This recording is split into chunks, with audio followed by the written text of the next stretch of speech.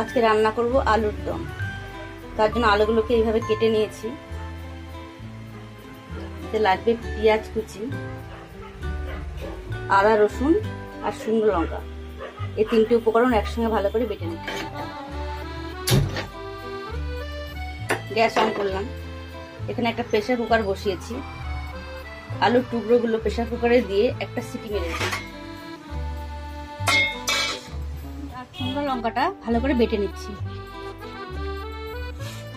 বাটা হয়ে গেছে, এবারে চলে যাচ্ছি রান্নায়।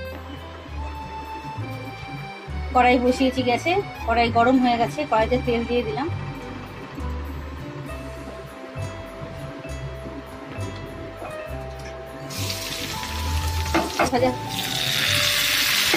টমেটো কুচি দিয়ে দিলাম।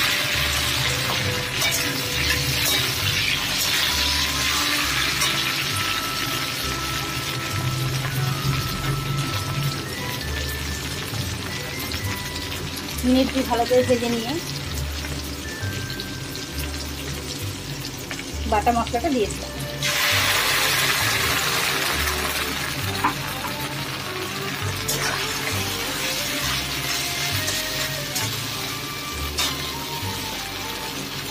এক চামচ হলুদের গুঁড়ো, এক চামচ নুন দিয়েছি।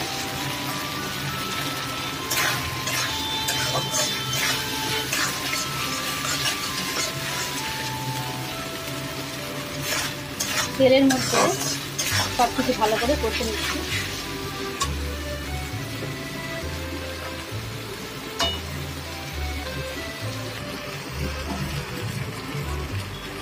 এর মধ্যে দিয়ে দিলাম জিরের গুঁড়ো 7 চামচ আর ধনের গুঁড়ো 7 চামচ।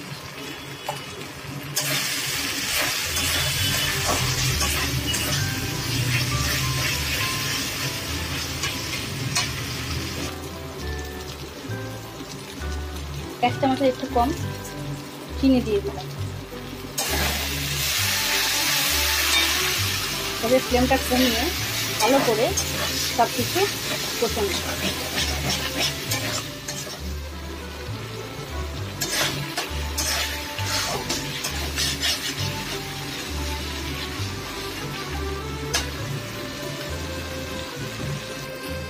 5 মিনিট মতো টাইম নিয়ে মশলাগুলো ভালো করে কষে নিয়েছি।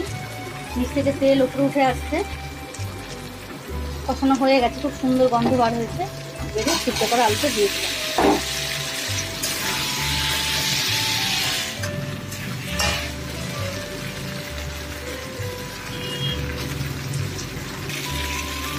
ভালো করে আলুটাও কষে নিয়েছি। এবারে দিয়ে দিলাম জল।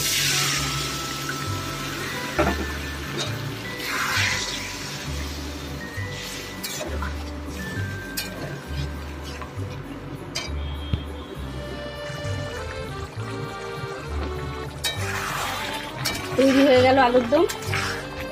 ভাত, মুড়ি, লুচি, পরোটা যে কোনো কিছুর সঙ্গে আলুর দম দেখলে খুব ভালো লাগে। আজ তাহলে এই পর্যন্তই রইল। ফিরে আসছি নেক্সট কোনো ভিডিও নিয়ে। ভালো থাকবেন সবাই।